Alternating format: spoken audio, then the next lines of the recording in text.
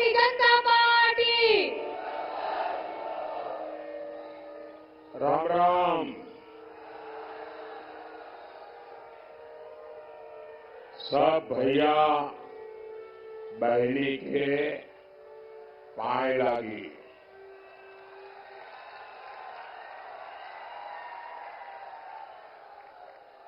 ये जो दो मेहरबान दो चित्र लेके आए हैं, वो चित्र ऊपर करते हैं, पीछे किसी को दिखता नहीं है। एसपी जी के लोग ये चित्र ले लें उनसे, और आप पीछे अपना आता पता लिख देना। खुद का मत लिखना, पेंटर का लिखना, जिस आर्टिस्ट ने बनाया है उसका नाम लिखना, तो मैं उसको चिट्ठी जरूर भेजूंगा। उनसे कलेक्ट कर ले कोई, ले लीजिए भाई। अच्छा, यहाँ जो 5-6 लोग खड़े हैं, ये जो यहाँ 5-6 लोग खड़े हैं, वो पीछे सबको परेशान कर रहे हैं। जरा वो वहां से जगह दे रहे हैं।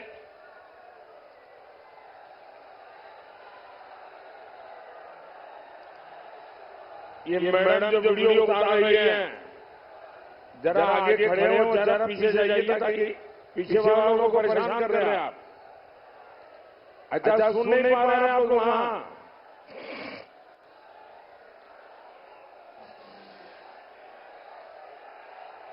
मैं आप दोनों बहनों को कह रहा हूं,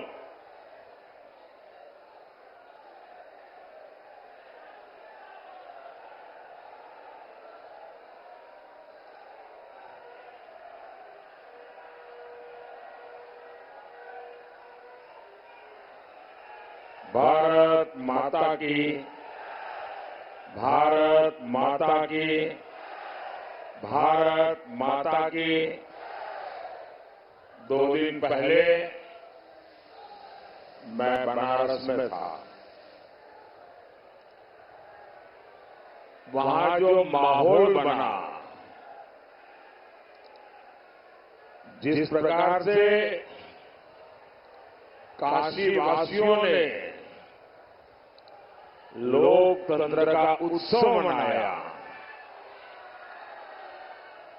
और स्वाभाविक है कि प्रधानमंत्री वहां नामांकन करने गए थे,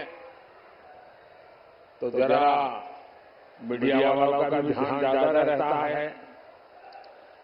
लेकिन सवाल काशी का नहीं है। हिंदुस्तान के हर कोने में, कन्याकुमारी से कश्मीर तक और अटक से कटक तक, सब दूर यही उमंग है, यही उत्सव है। और लोकतंत्र की क्या ताकत है, उस पर दुनिया का ध्यान गया है। और मैं पहली बार देख रहा हूं कि दुनिया के अखबारों में पहले पेज पर भारत के लोकतंत्र के उत्सव की खबरें छाई हुई हैं। भारत के, भाई आपका, आप बैठिए, और एक बार भी खड़े नहीं होंगे आप।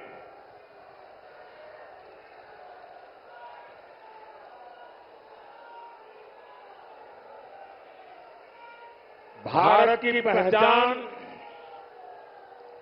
भारत का महात्म्य दुनिया के लिए भी कितना महत्व रखता है, इसका ये परिचय है। दुनिया देख रही है कि जनता जनार्दन का आशीर्वाद भारतीय जनता पार्टी, एनडीए, हमारे सभी साथियों पर है।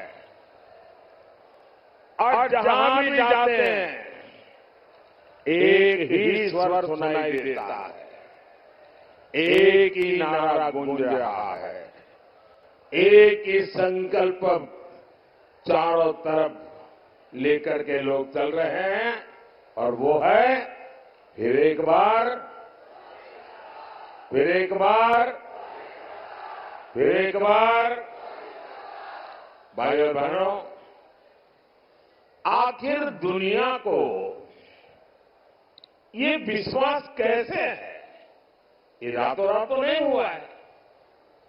दुनिया ये जन समर्थन देख रही है। आपका प्रेम और आपका आशीर्वाद, आपका स्नेह दुनिया को अचरज कर रहा है। दुनिया देख रही है कि भारत के लोगों को मोदी की गारंटी पर कितना भरोसा है।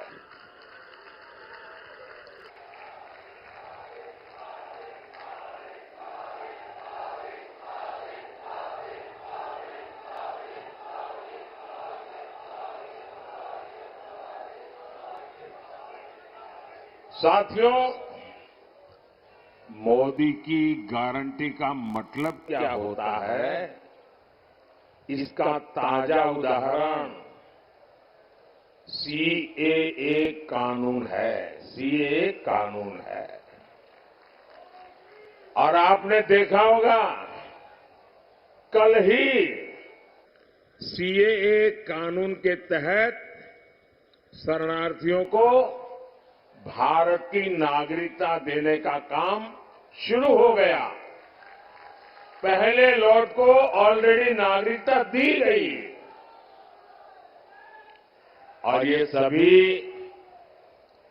भाई बहन हिंदू है, सिख है, बौद्ध है, जैन है, पारसी है, ईसाई है और ये वो लोग हैं जो शरणार्थी बन करके लंबे अरसे से हमारे देश में रह रहे हैं। ये वो लोग हैं जो धर्म के आधार पर हुए भारत के बंटवारे का शिकार हुए थे। और मजा देखिए, ये महात्मा गांधी का नाम लेकर के सत्ता की सीढ़ियां तो चढ़ जाते हैं, लेकिन महात्मा गांधी की बातों को याद नहीं रखते हैं। खुद महात्मा गांधी ने भरोसा दिया था कि वो कभी भी भारत आ सकते हैं।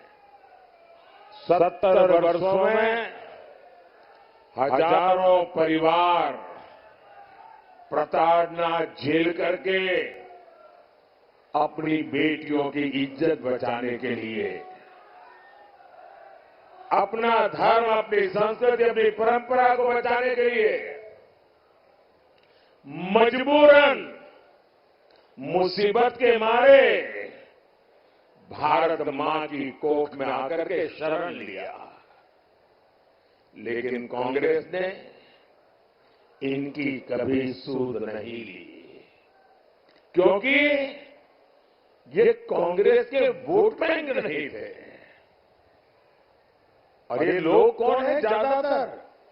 ज्यादातर इसमें मेरे दलित भाई बहन हैं, मेरे ओबीसी समाज के भाई बहन हैं, मेरे पिछड़े भाई बहन हैं। और इसलिए इन पर वहां तो जुल्म हुआ ही हुआ, वोट बैंक की राजनीति में डूबे हुए यहां के कांग्रेस की सरकारों ने भी और उनके साथियों ने भी इन पर जुल्म करने में कोई कमी नहीं रखी। लेकिन यहां सपा, कांग्रेस और इंडी गठबंधन वालों ने इनके साथ क्या किया? इन्होंने सीएए के नाम पर ऐसा झूठ का पहाड़ खड़ा कर दिया, ऐसा झूठ चलाया। सपा, कांग्रेस जैसे दलों ने यूपी सहित पूरे देश को दंगों की आग में झोंकने का भरपूर प्रयास किया। आज तक ये इंडी गठबंधन वाले कहते हैं कि मोदी ये जो सीएए लाया है ना, जिस दिन मोदी जाएगा ये सीएए भी जाएगा। भाइयों बहनों, क्या इस देश में अब कोई माई का लाल पैदा हुआ है जो सीएए को खत्म कर सके? ये देश की जनता जान गई है, देश का हर नागरिक जान गया है कि आप लोगों ने वोट बैंक की राजनीति करके, हिंदू मुसलमान को लड़ा करके और सेकुलरिज्म का ऐसा चोला पहन लिया था कि आपकी अंदर की पाप की सच्चाई बाहर नहीं आती थी। ये मोदी है जिसने आपका नकाब उतार दिया है। ये आपका नकाब, आप ढोंगी है, आप सांप्रदायिक है। आपने देश को 7 दशक तक संप्रदाय की आग में जूझने के लिए मजबूर कर दिया है। साहब, मैं साफ कहना चाहता हूं मेरे भाइयों बहनों, ये मोदी की गारंटी है। देश विदेश कहीं से भी जो भी ताकत जगत के लिए कर लो, मैं भी मैदान में हूं, तुम भी मैदान में हो।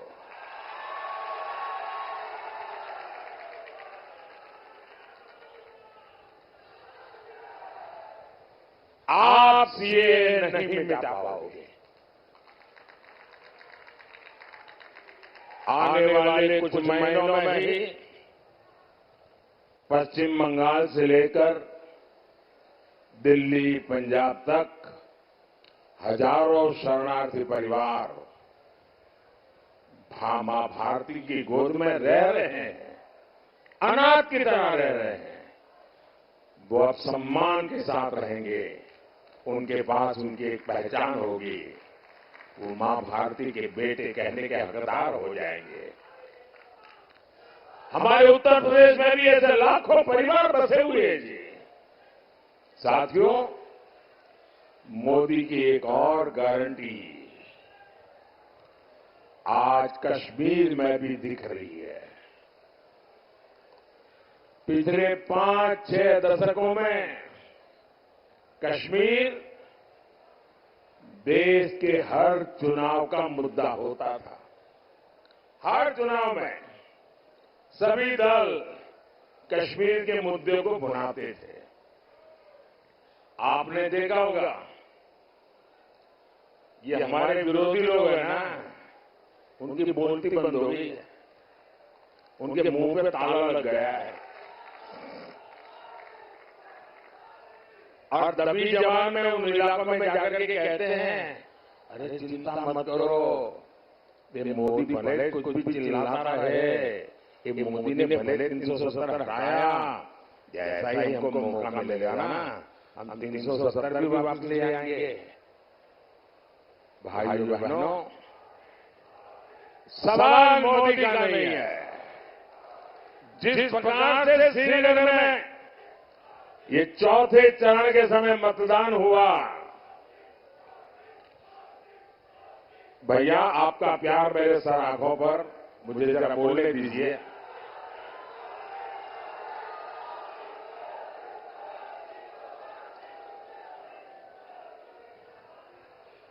चौथे चरण में श्रीनगर में जो मतदान हुआ है, 40 साल के बाद वहां भारत के लोकतंत्र का उत्सव मनाया गया, भारत के संविधान का गौरवगान किया गया और मतदान करके लोग गर्व अनुभव कर रहे थे कि वे हिंदुस्तान की सरकार बनाने जा रहे हैं। श्रीनगर के जीवन में बहुत बड़ा दिन था और श्रीनगर के लोगों का उत्साह है ना, वो साफ दिखाता है कि अब कोई भी 370 वापस ला करके वोट बैंक की राजनीति नहीं कर पाएगा। आजमगढ़ के यूपी के हमारे सैनिक परिवारों की माताएं बहनें हमेशा चिंता में रहती थी, न जाने कब कश्मीर की धरती पर आतंकी धमाका कर दें, न जाने कब पत्थरबाजी हो जाए और न जाने कब बुरी खबर आ जाए, कोई ठिकाना नहीं था। लेकिन मोदी ने कश्मीर में शांति की गारंटी दी थी। मोदी ने 370 की दीवार गिरा दी, 370 की दीवार गिराई। पहले वहां चुनाव आते थे तो हड़तालें होती थी, मतदान करने वालों को मौत की मुसीबत आ जाती थी, आतंकी धमकी देते थे। लेकिन इस बार श्रीनगर में पिछले अनेक चुनावों के रिकॉर्ड टूट गए भाइयों। साथियों, ऐसा काम वही कर सकता है जिसके रग रग में राष्ट्र प्रथम का संकल्प बह रहा हो। आप याद करिए, 10 साल पहले देश में एक सामान्य व्यक्ति की सुरक्षा भगवान भरोसे होती थी। कभी बम धमाके, कभी आतंक, कभी स्लीपर सेल, कभी दंगे, और आजमगढ़ की तो पहचान ही बदल दी गई थी।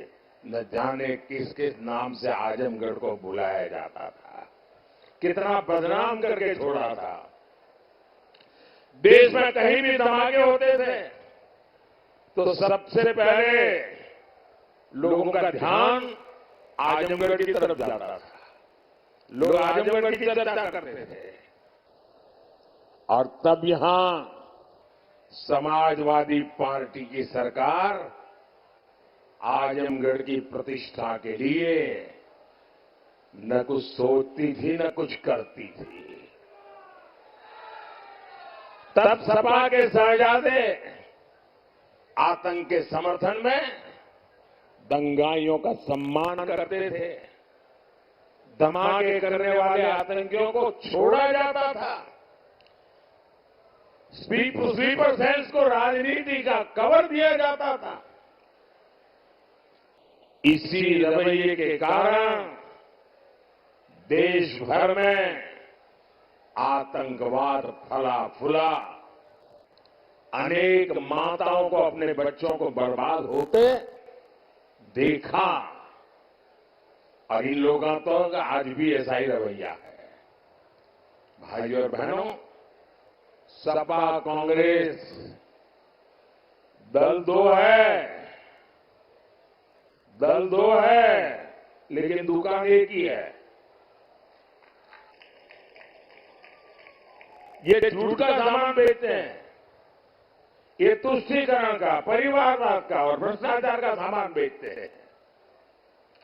अब ये लोग तुष्टीकरण की ट्रिपल डोज लेकर आए हैं। एक तरफ ये लोग पिछड़े, दलित, आदिवासी का आरक्षण छीनकर अपने वोट बैंक को देना चाहते हैं।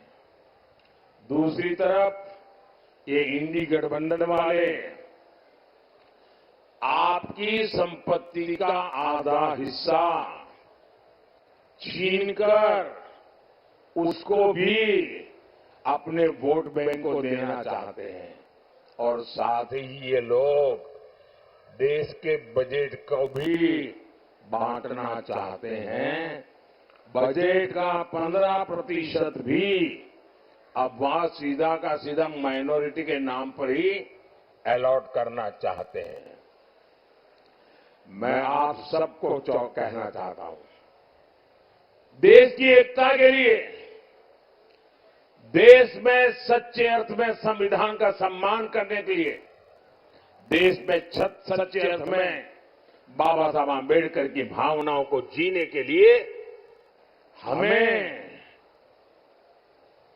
ये भागला करो राज करने वालों से चौकन्ने रहने की जरूरत है। देश को आज सबसे ज्यादा एकता की जरूरत है। 70 साल तक उन्होंने हिंदू मुसलमान करते रहे। आओ एक बन करके चले, दुनिया में देश का नाम रोशन कर करके रहे।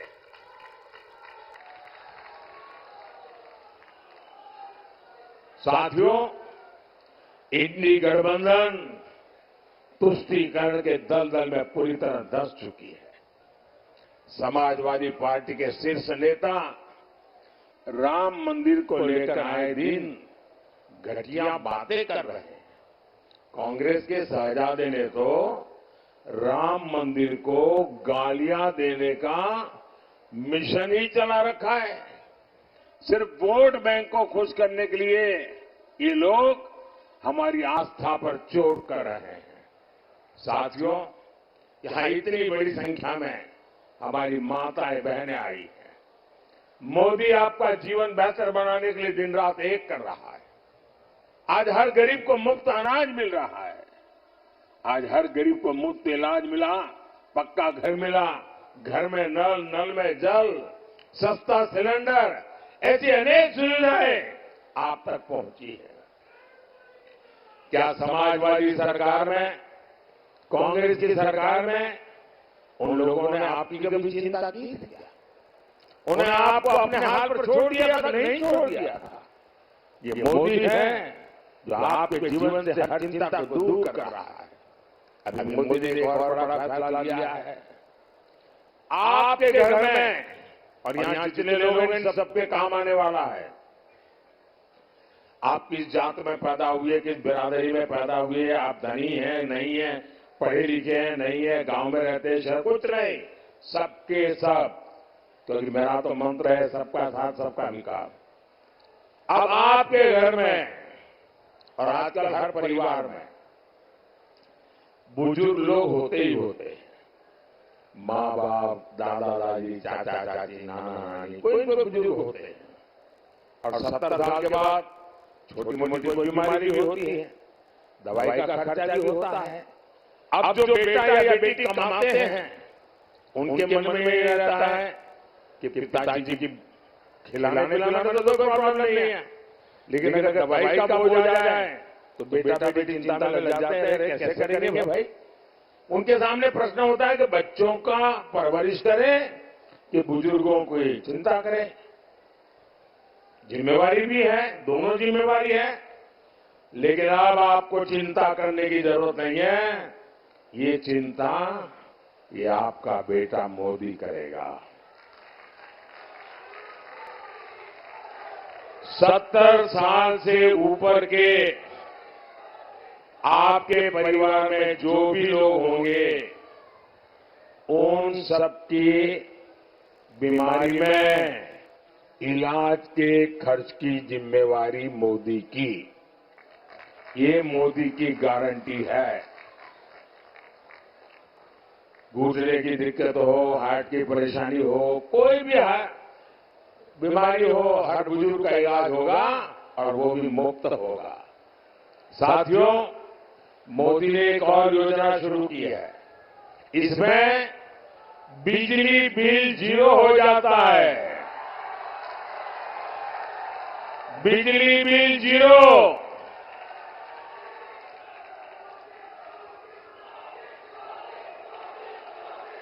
इतना ही नहीं,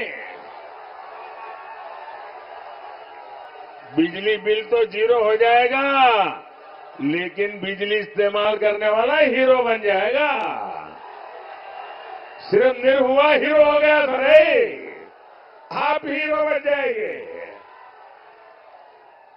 इस योजना को मैं समझाता हूं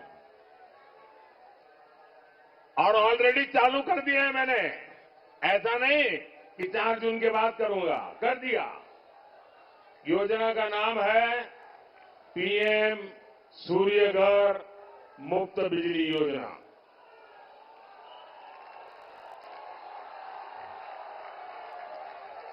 आप ऑनलाइन जाकर के अभी से रजिस्ट्री करवा सकते हैं, वो ऑनलाइन चालू है।